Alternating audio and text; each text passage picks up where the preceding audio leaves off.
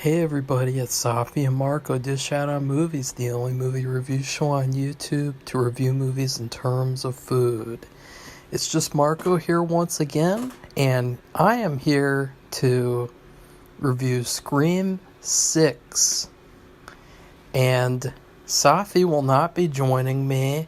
She has decided to not watch it today. Not go see it today because she hated the last one so much. And I honestly, if I didn't have a review channel, I probably wouldn't have even watched this movie either. You know, I'm not one of those people who just keeps on seeing movies like an addict. You know, I just saw it to review it, and I thought, even though I really hated the last one, I thought, I'll still go into it with a neutral mindset like I try to do. And if it's really good, it's really good. Because with other things in the past, I've been proven wrong. And that's always my favorite part of being a reviewer, is whenever I see a movie and it proves me wrong. And it's like, oh wow, that was actually really good. Or, ooh, that was really bad. I thought that would be really good. Like, that happens sometimes, and it's always the best thing when that happens, rather than, oh, of course it was terrible because I knew it was going to be terrible, or the opposite of that. So Safi, she will still watch it, and I'll probably have her say a little thing about it, maybe in the Monk season 6 review, because she's rewatching Monk season 6 now, and she's dragging that out for another month. So I think she'll do that in her video. Anyways, first off, the movie started out with like a really good 15-minute opening sequence where instead of just seeing one person get killed or one person almost killed, it's like an extended sequence where okay, this is all going to be spoilers. I'll put spoilers in the title too, because I know that some people will be surprised that like an hour-long review is not, it has spoilers in it. Like, that was one of the most mind-boggling things in review history. I did this review of like a TV show or a movie or something, and it was like an hour and a half long, and the person complained that I spoiled whatever, and it's like, what did you expect? Like, how would I talk about a movie for an hour without spoiling anything? I mean, that's just that is just like, I don't know, like, I guess it's very typical of a MCU fanboy, though, because I think it was Ant-Man 3. That was pretty bad. So, all spoilers. What I loved about the opening sequence was that you don't just see one kill. You see the killer who killed the first person interact with all these other characters in the movie and then go home himself, and then get targeted by the other killer, or maybe one of the other killers. I thought that was awesome, because I was really worried at first, like Tony Ravioli, he pulls off his mask, and I was like, oh no, is he gonna be the killer of this movie? Like, I gotta say, I think that's one of my biggest gripes about the Scream series in general, is that I think after the first movie, every single killer in the whole series is like a cartoon character, and I hate how goofy they are, and how jokey and just one-dimensional and flat they are as characters. So I was really worried when Tony Ravioli pulls off his mask and he's like, hey, I'm Tony Ravioli. And, he's a really likable person, and I actually thought he did a pretty good job in this role. though. I'm not saying he was terrible. I was just kind of worried that, oh no, is he going to be the killer? Because I would not have been able to take him seriously if I knew the whole movie that fucking Tony Ravioli was the killer. So then he gets killed, and I love that. I thought that that was a fantastic opening. It felt, and I would say, I'm going to say this a lot, it felt fresh, it felt original, it felt intense, it felt thrilling, suspenseful, just really, really good, that whole opening sequence, and it really set the tone. I was like, my jaw was on the floor, because I was like, wow, I'm gonna have to give this review, give this movie a great review. Like I was in shock, total shock, dismay, just utter, like, just so surprised.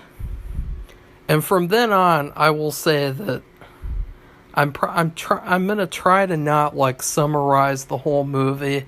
I'll just talk, like, randomly about the things that happen now. I'm not just gonna do what I do in the TV show reviews. I would say this is like a little summary of, like, overall. I thought that the first hour and 15 to 20 minutes was awesome. It was perfect. It was amazing. And you can tell how much I liked it, because it's hard for me to talk, and so I'm just trying to contain the excitement that I feel, like, talking about this movie. At least the first hour and 15 to 20 minutes. It was so good. It left me on the edge of my seat. I thought that there were some good jokes sprinkled in there once in a while. I thought that the characters were a huge improvement on the last movie. I mean, all those shitty characters, they totally, like, added more to them, and they made them more, I don't know, just interesting. Like, it's really hard to, like, say that's a great thing, though, because they took characters that were, like, paper thin, and then they just added a couple little scribbles. But still, like, they made me actually like these characters a little bit, and I really thought that this is what they should have done with the last movie, because this felt so much more like a new thing.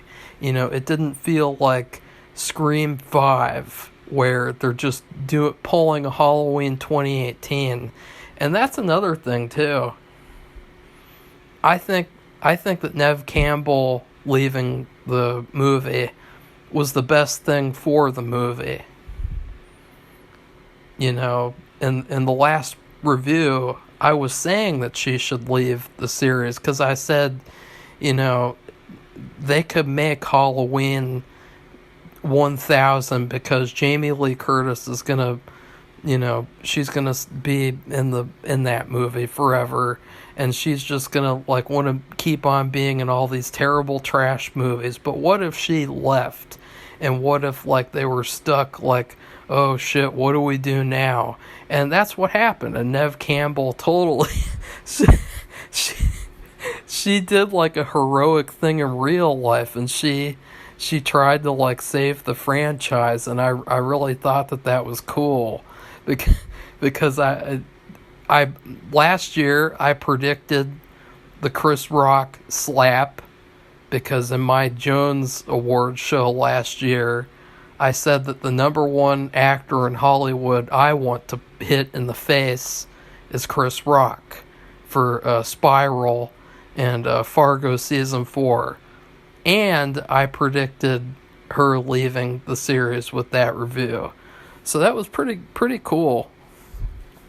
And I think that her leaving this movie was the best thing for it. I think that it forced them to be creative, and it forced them to not just rely on, like, oh, look, there's Sydney, and she's really strong, and she's just going to save the day and defeat evil. And, you know, like, it forced them to have to do different things and to take different directions. They still added another franchise character, Kirby, which I was glad to see Hayden Panettiere in a movie again, because I always used to like her as a kid. I totally forgot about her because she just kind of disappeared, like a character on the Andy Griffith Show, and and so I liked her, but I could totally see that. And I'll tell you guys this too: all the stuff that she did in the movie, that would have been the stuff that Sydney did in the movie. And the whole twist thing, where they said that she got fired from the FBI, they would have done something with Sydney where it's like, oh, she was never married, she never had any children or something. Like, I could totally see the inner machinations of like what they originally wanted to do. And I thought, oh, thank God, that would have been terrible. So I really like that, the fact that I think that it was the greatest thing that could have happened for this film series. Like, not that I don't like her as a character or anything, but these people who made the first one, they used her like a crutch, and they shouldn't have done that in Scream 5.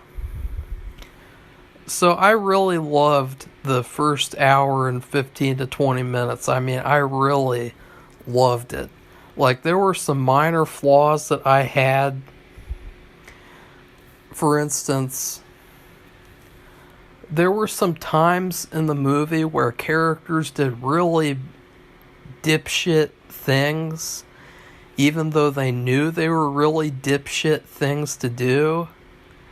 And it was kind of like, okay, just because you're acknowledging that it's a stupid thing to do, or another character is, that doesn't make it any less of a stupid thing for you to do. So I really thought that that wasn't a huge problem, though, honestly. Like, it just came up a couple of times, and I was like, Another problem, a minor issue that I had with the first hour and 15 to 20 minutes, which was almost near perfect. I mean, it was as close to perfect that you can get. That's how much I liked all that part of the movie. So I'd say like 75% of the movie I thought was like, I was getting ready to place it as like the number 2 Scream movie of the series. Like, right above the first one. And then number 2 would still be number 1, obviously, because number 2 is clearly the best. Except for the killers. The killers in part 1 are obviously, they'll always be the best. Because they're the most serious, and we'll get to talking about that when we get to the last 15% of the movie. But see, I'm trying to be positive here because I really loved all that other stuff. So what was I? Okay. Another issue was the comedy. And I said there were a couple of good jokes, but there were a lot of bad jokes. It was pretty the comedy, the meta Scream aspects of this movie. When you go to a Scream movie made by Wes Craven, which he can't make them anymore, obviously. So you're kind of between a rock and a hard place. But when you went to his movies, there was always this smart quality to them, and the dialogue was on point. There were lots of clever twists that he put in there, things that you didn't expect, and the commentary on film in general, the horror film genre, was really, really good. This movie's commentary on the horror genre was pretty piss poor. I mean, it wasn't the worst, but it was pretty bad. I mean, they had this line where female Randy, and I'm just going to keep on calling her female Randy, even though I did like her better in this movie, and I thought that her hair looked good too. I thought that she was a lot better, but still, we can't deny it's like that meme for Mean Girls. Like, stop trying to make female Randy happen. She's not gonna happen, okay? Like, I don't care how hard you try to push her. She is not Randy. She is her own character, and she's likable and she's nice for the most part. Don't ruin that by like trying to make her into Randy, because the main character, Samantha, you're not trying to make her into Billy. So don't do that. Don't do that, please, because she had this really cringeworthy line where she said the only way that a franchise can keep on going is by subverting expectations, which that almost made me want to stop watching the movie. Like, just want to get up, walk out, and just like forget that the movie ever existed, because I thought that might be one of the stupidest things I've ever heard. It might be one of the stupidest points that I've ever heard of talking about like horror movie sequels. Like, no, that is the last thing that you want to do is the roundhead Rian Johnson way of filmmaking, of subverting expectations. And then they kind of defended that terrible decision last movie to kill Dewey. They defended it by like saying that, franchise characters are legacy characters. They always gotta die, and they're cannon fodder now, and they gotta be sacrificed for the series to keep going. And I thought, no, they don't. Like, no, they fucking don't. Like, one of the reasons why the Psycho series is so good, which they brought up the Psycho series in this movie, one of the reasons why that series is so good is because Norman Bates never fucking dies. He's still alive, at the end of the fourth movie. That's part of what makes that series great, is that one character, like, you see him change and evolve and go through all these different things, and you wouldn't have had that if you had this bullshit where it's like, Dewey's gotta die, and then, in this movie, maybe that person will have to die, because they're a franchise character. So I really thought that those couple of meta commentary points were really stupid, and I thought that overall the comedic lines and the that type of meta stuff, it was really weak and lame, and it just wasn't very it wasn't very good. You could tell that this was not written by Wes Craven. It was written by some other guy or some other girl or some other person. It just, like, you could tell this was not written by Wes Craven. And I think that little tiny seed of doubt that I had over whether the movie was going to be good or bad with the comedy, it started to work its way through and poison the rest of the movie. Because then in the last, like, 15 to 20% of the movie, you could see all these flaws that were throughout the movie that just exploded in the last part of the movie, where, there wasn't hiding anything anymore. It was all out in the open. And that was the worst part of the movie, because well, we'll talk about that part later. I'm trying to be positive now. I really want to be positive with this review. Because I'm kind of torn. It's obviously the best movie I've seen so far in 2023. But that last 20 minutes of the movie was pretty bad. We haven't gotten to that part yet. We're still being very positive. I would also say the music was a little overdramatic. I mean, the music in the original movies, it got more and more dramatic with each film. But with the first one, the music was less dramatic and more scary, and just, it had this kind of spine-tingling feel to it. Like the music in the first movie, the first movie had this really dark, like, unnerving quality that none of the other sequels had, and part of it was due to the use of the music.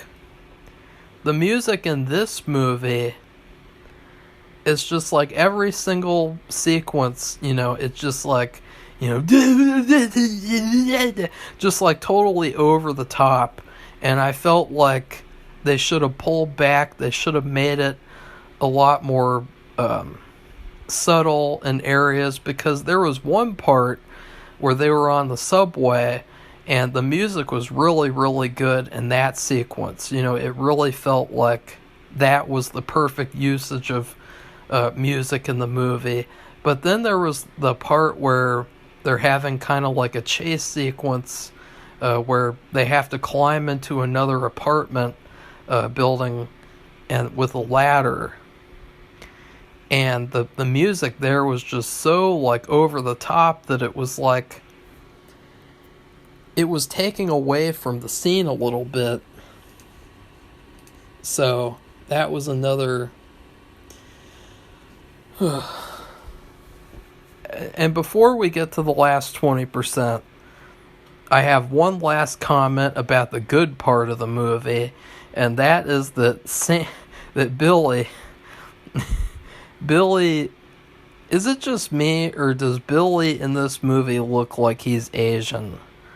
Like, for some reason, like, whenever Billy shows his face in the display case, he doesn't even look like Billy. He looks like a member of the Yakuza. Like, he and I know that sounds funny to say, but I was like, is that really Billy, or did they have to get like a replacement? Because he really didn't look like Billy. And I think it just might have been from the lighting and the glass or something. But that part was pretty funny to me. He looked like he didn't look like himself. And I'm saying that too because in the last movie he looked so good. They were able to de-age him perfectly, and he actually looked like he did in the first movie for the most part, whereas in this movie he looks he doesn't look like himself anymore. And I thought that was pretty sad for the character. Like, in the afterlife, he's transforming ethnicities, which is a very unexpected turn. So now I'm gonna sort of talk about the movie a little bit, the good part of the movie.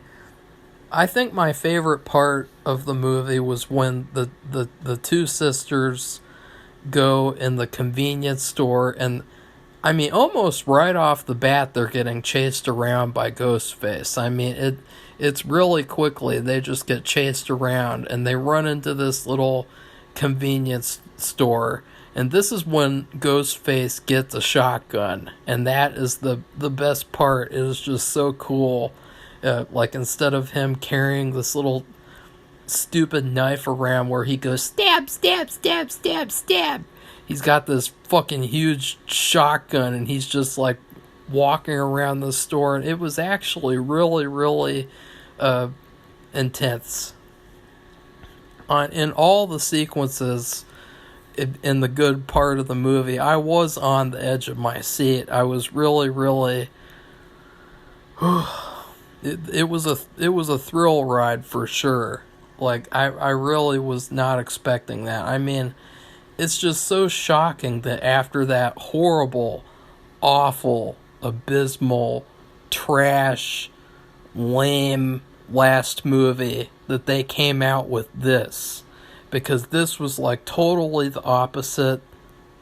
They had blood and gore all over the place, to the point of where I was like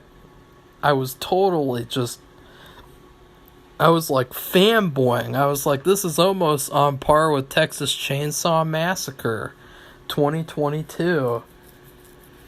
But just like with Texas Chainsaw Massacre 2022, there's this 25 minutes of the movie where it's just complete trash. And that is the last 25 minutes for this movie. With the Texas Chainsaw movie, it's the first 25 minutes that are terrible. So this movie kind of did a reverse of Texas Chainsaw, which I thought was pretty funny. So overall, I loved it. Like I love the sequence where Gail Weathers is fighting Ghostface. It felt like they really didn't know what to do with her character because Dewey's gone. So you know, you can't really do much with her character anymore. And but then I thought that, you know, even though they didn't really use her that much, and they did kind of recreate her first scene in Scream 1, which was kind of odd, I really loved her fight with Ghostface. I thought that it was really cool. I thought that it was a great fight. It was so much better than the fight in the Scream 5 where Sidney's like shooting at innocent children and shit, like fucking Laurie in Halloween 2018. Like the fight between Gail and Ghostface was awesome. And I loved the subway sequence a lot. Although I honestly think, if you want to know my opinion, it either feels like they totally scrapped the original last 25 minutes and they completely had to rewrite it, or it feels like this was just always the plan and the last 25 minutes was weak sauce. Because it felt a little abrupt. I mean, they talked about how there would be a Scream 6 subway sequence, and I was really excited. Like, one of the things that I loved about this movie was that it sort of felt like they just thought about, like, these different set pieces in New York where you could put Ghostface there, you could put Ghostface there, and it'd be really scary, and it would be a really great sequence, rather than like thinking about, let's make this story where the characters go to A, B, C. Like, it felt a lot more centered around the settings where they would create the suspense and the tension, rather than like the overarching story.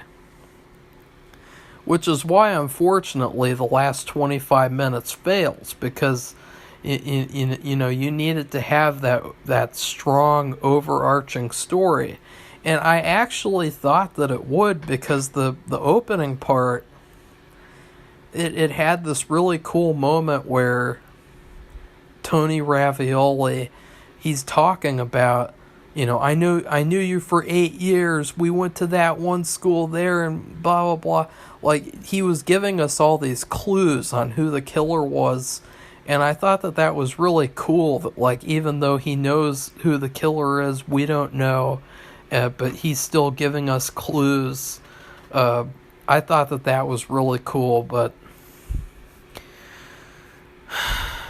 I really expected Ghostface to be, like,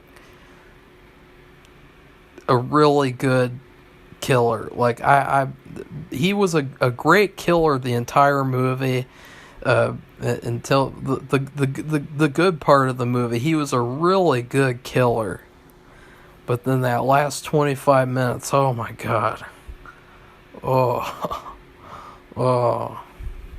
But I'm not going to be too hard on it, honestly, because I still love that first hour and like 20 minutes. Like, I would totally watch this movie again, even though I didn't really like the last 25 minutes. I would highly recommend this movie, which I did not think that I would say. And I would highly recommend, like, even if you didn't like the last one, because remember, I hated the last movie. I still hate the last movie, and that should tell you something. You know, I'm not just going to be one of these fucking shill critics who says, like, every movie is a masterpiece. It's a fun but flawed ride. Like, just weird bullshit like that. You know, I'm going to speak the truth, and I'm going to say, you know, I like that, I didn't like that, I love that, I hated that. And I can confidently say, this is my third favorite Scream movie. So if for the next one, if they continue on this path, and they take the couple of critiques from this movie, and they apply it to the next movie, the next one could possibly be the second best movie in the series, if they follow through. I would say my recommendation for the next movie would be, they need somebody who thinks like Wes Craven. They need somebody smarter. They need somebody who understands horror more in like an intellectual type of way, where he could write a really good twist or a really good, like, smart commentary on what's going on without it feeling cringy and forced and kind of like a Disney Channel special, like the last 25 minutes of this movie felt like. If you get someone who's like Wes Craven a little bit, you will have a good last movie.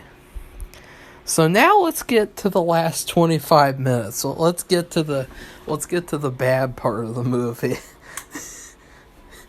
Which I don't even want to talk about it, because I don't like the fact that I really love that first 3/4 of the movie, and then I hated this part. The finale to this movie, it felt like a mix between Scream 2 and 3. I mean, you have the similarities with the main character looking up at the big movie projector and everything, and in the theater type of setting, and and then you had the killers, which were straight up like the killers from Scream 2, kinda. I mean, it was...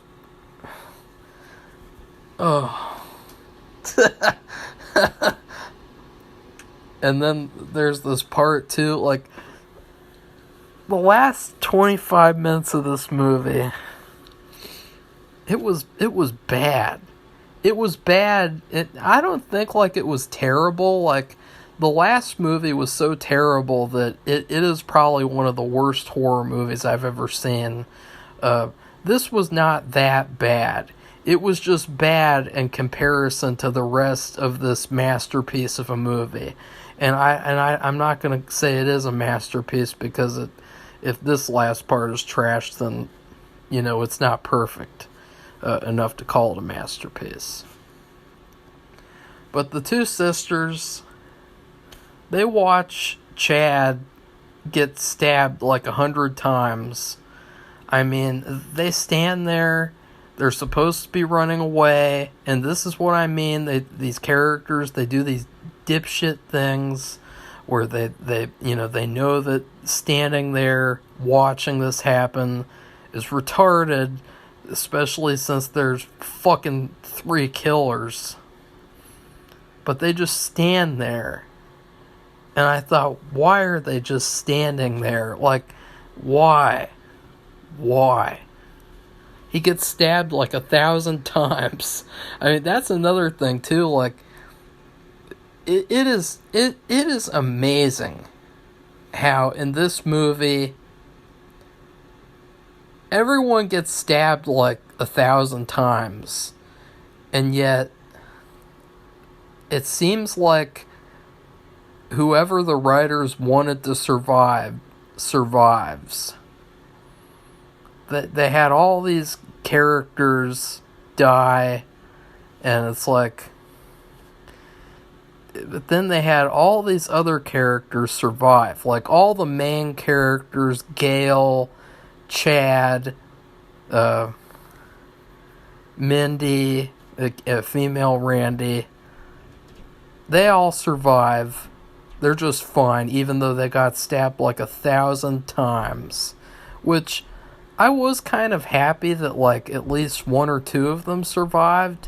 But I thought it was ridiculous how they all just happened to survive.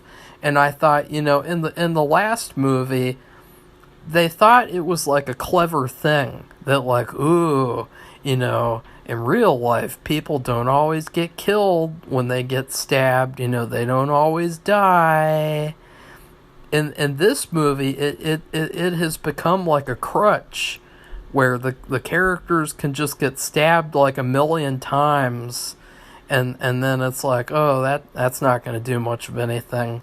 I mean, I can't count how many times in this movie fucking Ghostface takes a whack to the head, like Looney Tunes style. Like, they just whack him across the head. Chad, he charges like a rhinoceros into Ghostface. Like, he's just, and, ugh.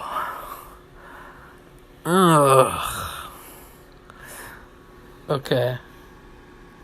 And I knew that the police guy would be one of the killers. I mean, I predicted that ever since I saw the poster.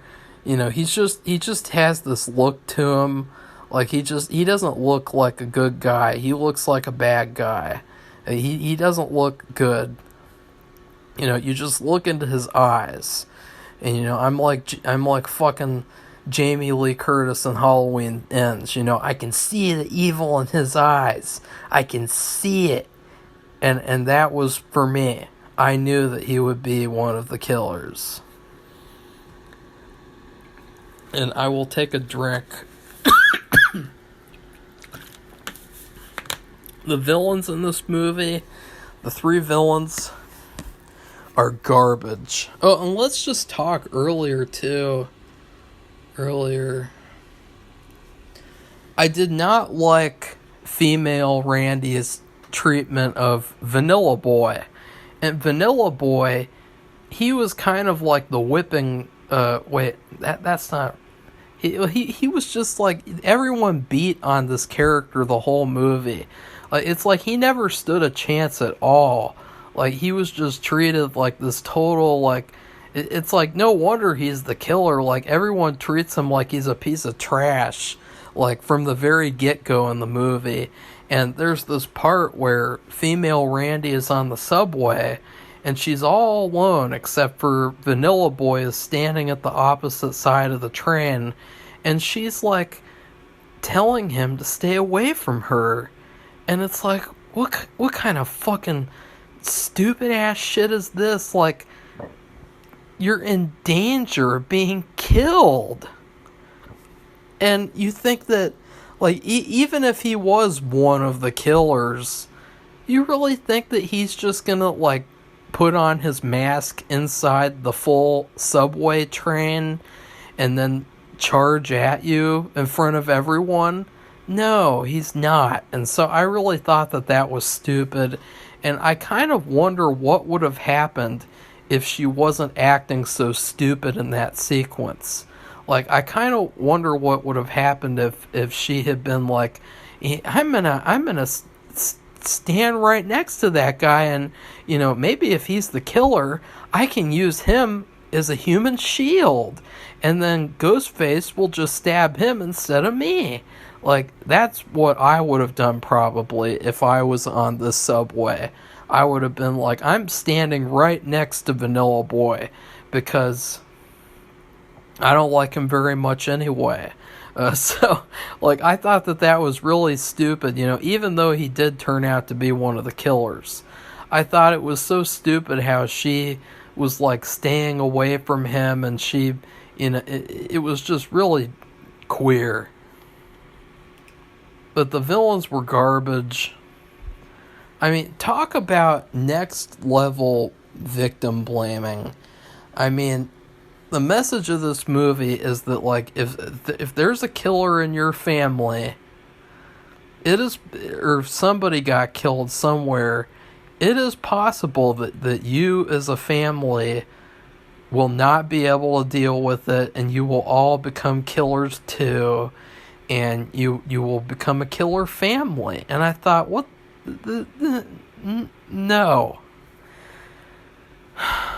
Like the other movies, and this is what I'm talking about Wes Craven and the other movies. Like this,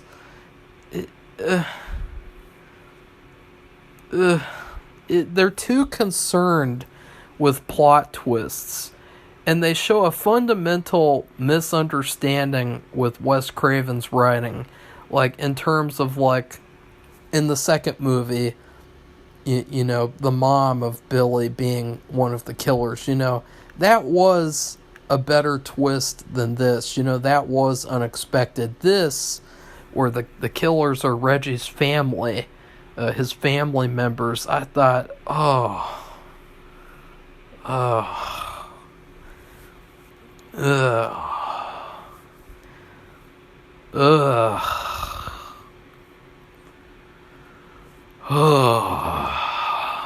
Like, they were so over the top, they were so cartoony, they were so goofy, they were so cheesy, and I hate it in these Scream movies. Like, and I'm not just talking about the Blumhouse Scream movies, I'm talking about Scream 3, Scream 4. I despise these Scream movies, how at the end of the movie, the killers, they take off their masks, and they just chew the scenery, and they're like, oh yeah, I was always the killer, and, they just start acting like fools, and they just start acting like no killer in real life would ever act when they're about to kill somebody. Like, in terms of, like, I've studied a lot of true crime, and it just feels like a slap in the face, and it feels like, the reason why the original series was good was because they treated this stuff seriously, and they treated it like it was really happening, and like, it was an intense situation. Even in Wes Craven's movie, My Soul to Take, they had this whole sequence at the end where it's just like a house full of people, and like one of them is the killer, and they just keep on going twist, twist, twist, and it was treated so much more seriously, and it felt so much more serious than the way that it was treated in this movie, where it's like, oh, let's just all take off our masks and chew the scenery and just, just make funny faces and shit and make weird jokes. And speaking of weird jokes, remember when I was saying that, like, Vanilla Boy, he's like he's the punching bag of the movie? I don't know why I came up with, I think I was going to call him like a whipping post or something. I can't remember, like, I don't know. The punching bag is the right phrase, the right name of what to call him. He was like the punching bag this whole movie, where they just shit on him the entire way through. I mean, if anything, that's what was surprising. They hardly even questioned Samantha's boyfriend at all. I mean, he's just this guy who's across the street in another apartment building, and it's like, let's not question him. Let's not even wonder if he's the bad guy. Like, hello, have you ever seen Rear Window before? Like, they should have totally, like, gone into that guy more instead of just kind of treating it like, oh, that guy's cool because he's cute.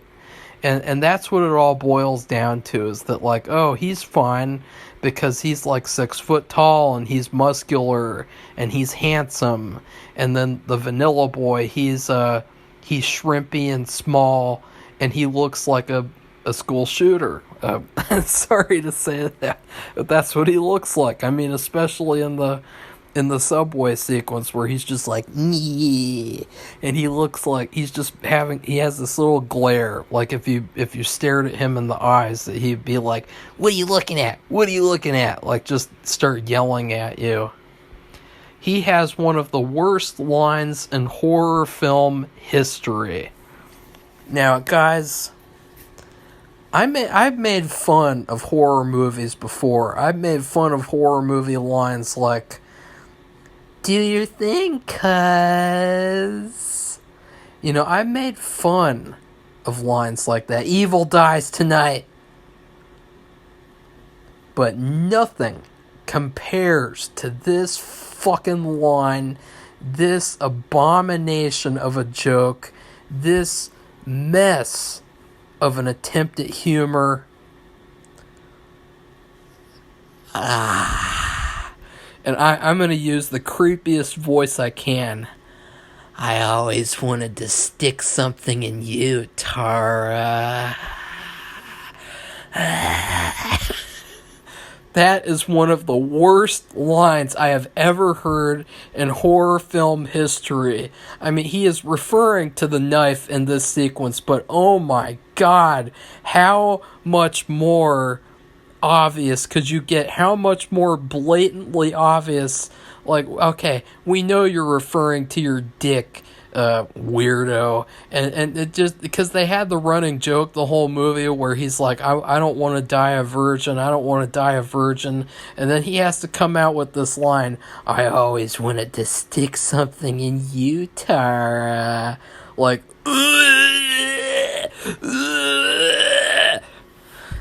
what was up with that line? Like, I'm sorry, I saw somebody else's review where he said that Wes Craven would have been proud. I swear to God, if Wes Craven is proud of the line, I always wanted to stick something in you, Tara, then he is probably, he is a fallen idol, okay? Like, I will no longer idolize Wes Craven if he came back from the grave and said that he was proud of that awful, awful line.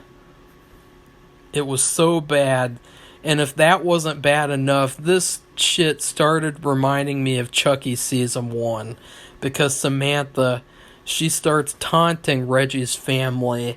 And she's like, you know, Reggie, he was nothing but a man baby, and that's why he was the killer.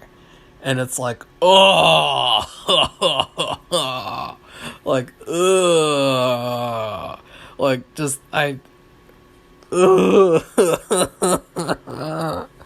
dialogue in this sequence just made me wanna like jump out the window and pick up all the glass shards on the ground and swallow it, and then climb back in the window, fucking grab my fucking can and shove it down my throat until it goes out the other side. Like, it was so bad. This fucking this awful modern movie dialogue is just so bad. It's so bad.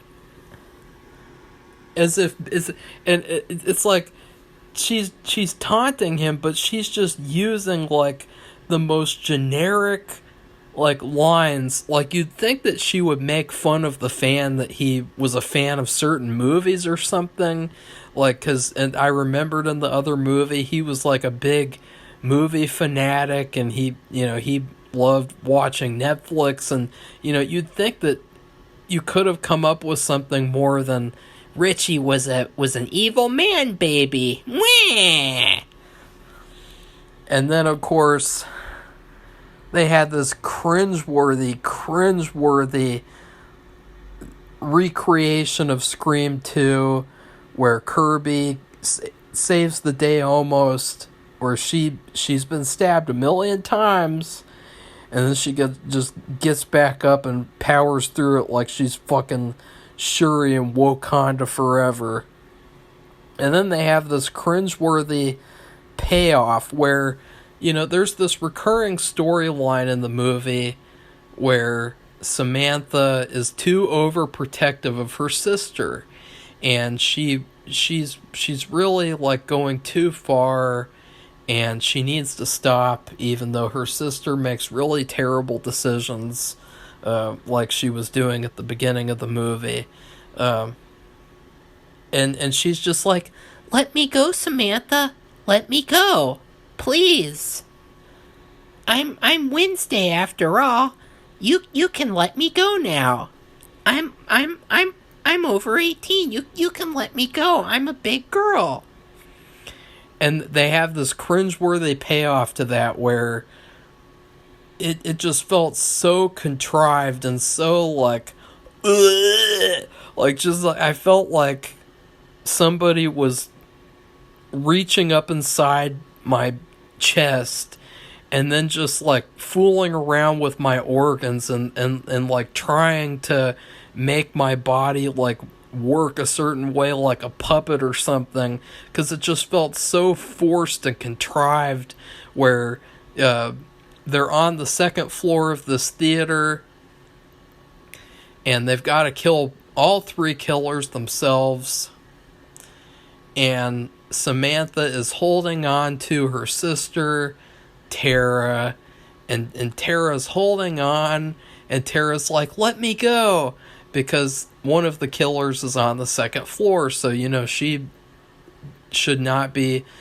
distracted and holding her. She's in danger now, so she has to let her sister go and trust her.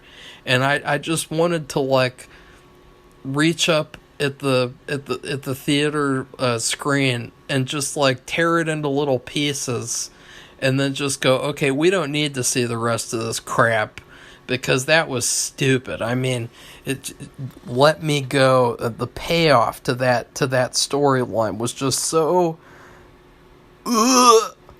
It was like a Disney movie special. And then I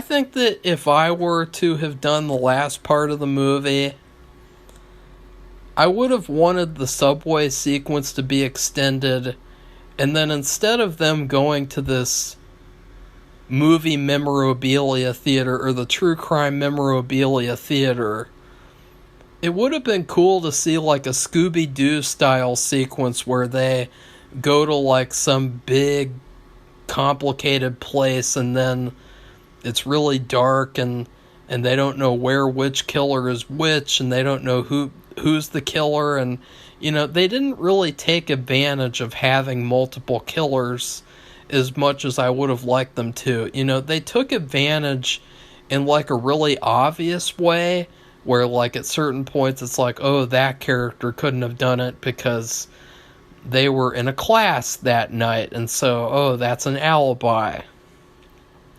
But they really didn't take advantage of like having multiple killers at the same time in the same place. And I really think that, the first movie did that, and that's, one of the reasons why the first movie was so good. And I really wish that they would have taken advantage, like in the finale of the movie, rather than just... It felt like it was very easy to take on these killers. Like, after them being so brutal and so scary the whole movie, in the finale, they're kind of like walking targets. Like, Samantha, she wrecks the sister, who was terrible. And then her sister, Tara, she wrecks the fucking virgin vanilla boy. and then they make a joke about how he's never going to lose his virginity, and he's like, no. I don't know why they did that. That was really weird. Like, did they used to do that in movies? Like, it's so weird, like, you notice this a lot with feminazis, is that they have this, like, weird obsession with men's virginities. Like, they have this weird obsession with, like, you know, like this preschool, elementary school, like, childish, like, mentality of, like, oh, you're a virgin, ha ha ha ha ha, or, you know, it's like Leave It to Beaver type of behavior, like the way that these people, like, it's really strange, like this obsession with, like, virginity and with stuff like that. It's really weird. It's almost kind of like mean-spirited, because you're thinking about, you know, this guy's a killer. He kills people. He picks up a weapon and then inserts it into them until they're dead. I think that him being a virgin is the last thing that he should have to worry about as a person. So, like, especially the fact that you think about this whole movie, he lived in the same place as them, and he was in cahoots with his family. You know, the whole movie, he could have taken advantage of any of these people, and he didn't. Like, he's a killer. You know, his first and primary motive is to kill people. And so the fact that they're, like, kind of, like, obsessively, like, the writers focusing on his virginity is really, really weird. Like, it's really, really weird. Like, in the first movie, it made sense, and it was really, really dark, the way that, you know, the final girl, she's the typical goody-goody in a horror movie, where she won't have sex, and she's really uptight and boring, and then she loses her virginity to the fucking killer. Like, that was a really, really smartly written movie. But unfortunately, the people who wrote this movie, they're not on Wes Craven's level. So they ended this movie with, let's make a bunch of jokes about how one of the killers hasn't lost their virginity. And it just came off as, like, really, really weird and lame sauce. Speaking of lame sauce, okay, actually, let's just focus on one little good thing. I really like Samantha. I mean, she is so much better than Allison from the Blumhouse Halloween series. Like, I remember, like, people pretending like she was a final girl, and, like, she's this really, like, incredible character. I really think that Samantha is a great character, because I like how she is pretty screwed up, and she is, like, one step away from being the killer herself. And there is a really great moment where she gets to deliver the final killing blows, and I thought that was great. And I like seeing her in the Ghostface costume too. Now let's get to the trash again. Let's get to the Disney Channel exclusive ending. Gail survived. She took 1 billion stabs. Female Randy survived, and she's just running around like she didn't just get stabbed the day before. And she's like, oh no, I missed the killer's monologue again? Oh no. And she's kind of acting like people aren't being killed off and they're not in danger. Like, a big problem with this movie is the fact that the people don't take things seriously. You know, at some points it does feel a little bit like an MCU movie. And the best part is that first 75% of it, where they are taking things seriously. And it feels like there are stakes to this movie. because, these characters, they're pretty disposable. Any of them could get killed. And then Chad, I don't know whose decision was it to make him survive. I don't have anything to say about that. I mean, he got stabbed like 1,000 times. 1,000 plus times. There's no way in hell that he should have survived. And the thing with taking the oxygen mask off of his face so that Tara could kiss him, really, really weird Disney Channel exclusive moment. And it just felt like a real, like, play it safe ending when... they could have just left one thing open. They could have just left one thing to feel like, ooh. They could have left you with this unnerving feeling, because we see that Samantha, she kept one of the ghost face masks and she put it in her backpack, and she's holding it and she's admiring it, which reminded me a little bit of Psycho 3 when Norman has his mother's hand, Mrs. Spool's hand. She turned out not to be his mother in the movie. You're not going to trick me on that one.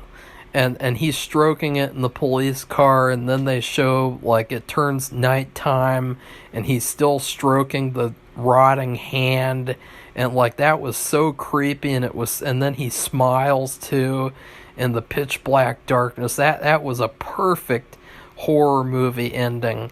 In this, we have to do a Disney Channel exclusive, where Samantha looks at the mask and she's like, oh yeah, I can't wait to be the killer next movie. It's gonna be like what Halloween 5, The Revenge of Michael Myers should have been. And then Tara's like, what are you doing, Samantha? And Samantha's like, oh, never mind. And then she just drops the mask on the ground like it is Spider-Man giving up being Spider-Man. Like, just so kiddie and playing it safe at the ending when they did that. That was the one thing.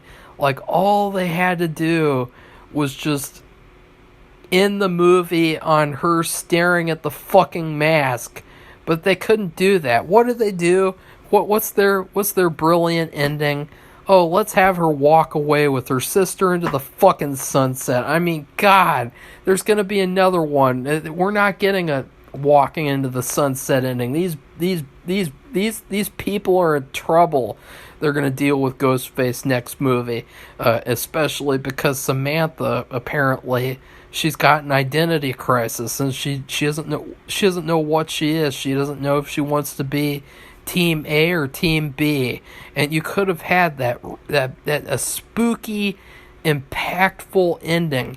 All you had to do was just have her open up the thing, look at the ghost face mask, and then you see 2 shots of them looking back at each other, and maybe you see Billy's face in the mask, and then boom, you cut to black. That's all you had to do.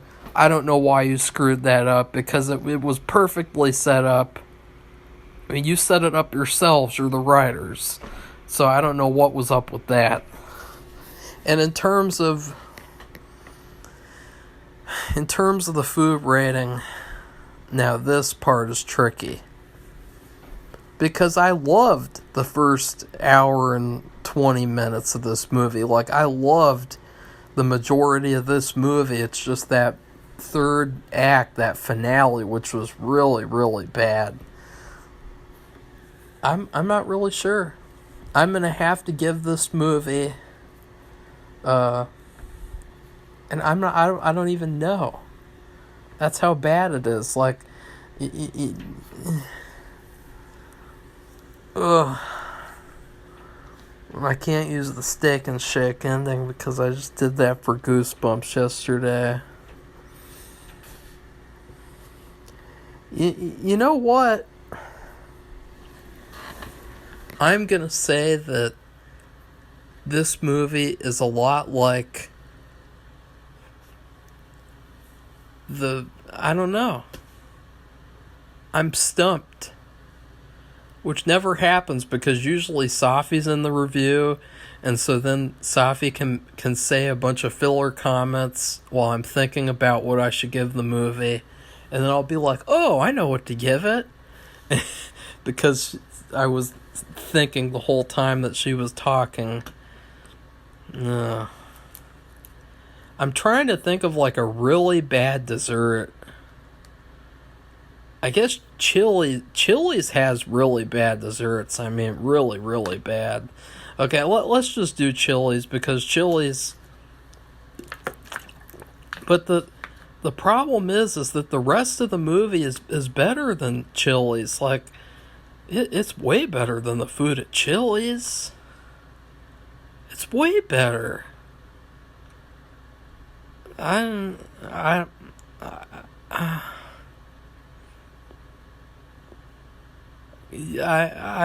would be open to suggestions. Does anyone else think of a good food review for Scream 6?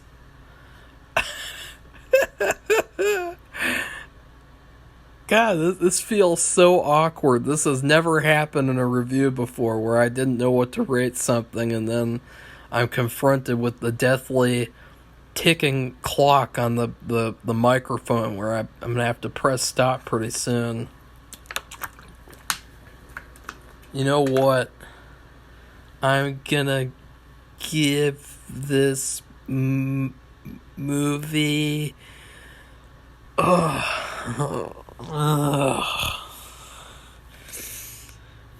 what do I give this movie? I don't even know. God, this is terrible. This is terrible. And people aren't going to want to sit through this. I'm just going to... I'm going to have to... You know what? I don't know what to do. I don't know what to do. I really don't. I'm really stumped. This is so... I have no idea what to do.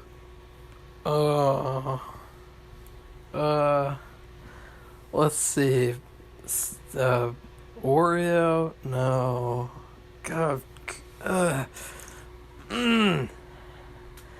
God, what should I give this movie? Come on. It's just a movie. It's just a movie. What do I give this movie?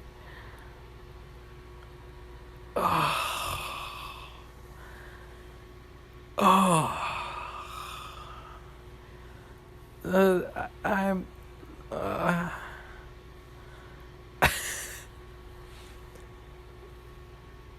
what do I do? I don't know what to do. I don't know.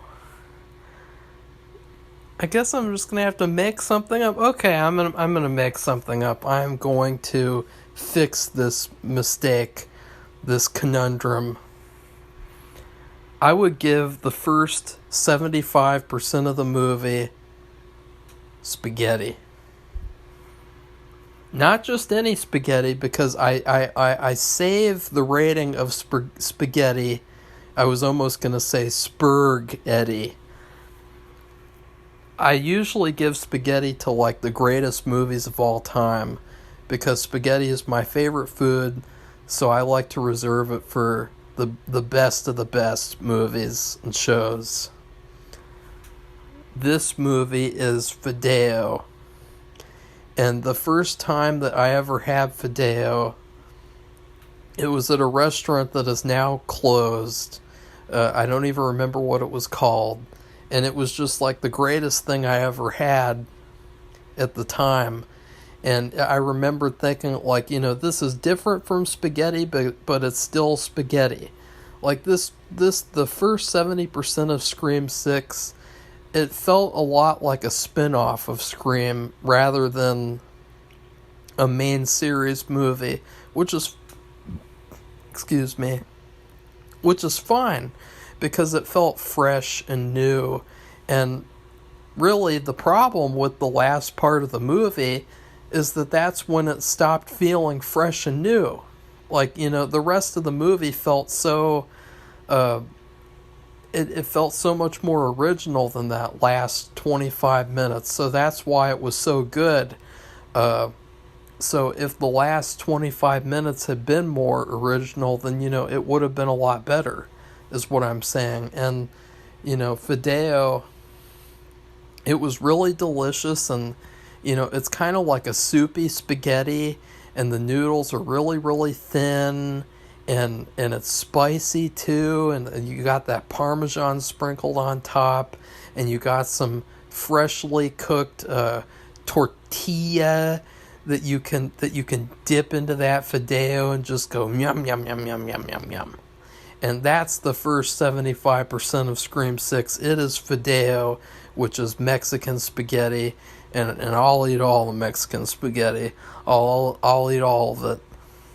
The last part of the movie, the last fourth of the movie, is the Chili's lava cake, which is probably one of the worst desserts in history. The Chili's lava cake is horrible. It's horrendous. It's garbage. It tastes like it came out of a package from Mars. It's like, you can tell that they don't actually freshly make the lava cakes. They just put them in the fucking microwave. The best part of the Chili's lava cake is the ice cream that you get to eat with the lava cake. The cake itself has a really artificial flavor, and the lava inside is really gross too. And I remember with mine, they overcooked the lava cake somehow, and the lava on the inside was hard, and it was like a ball. It was like a big chocolate ball, and it was awful. It was terrible. It was so gross. I still remember how gross that Chili's lava cake was. So that's what I would give this movie. Fideo with a Chili's lava cake for dessert. So anyways, please like this video, comment, tell me what you thought about Scream 6, especially if you hated Scream 5 as much as I did. And then please subscribe to our channel if you'd like to see more honest reviews about the Scream franchise. Goodbye everybody, Seuss.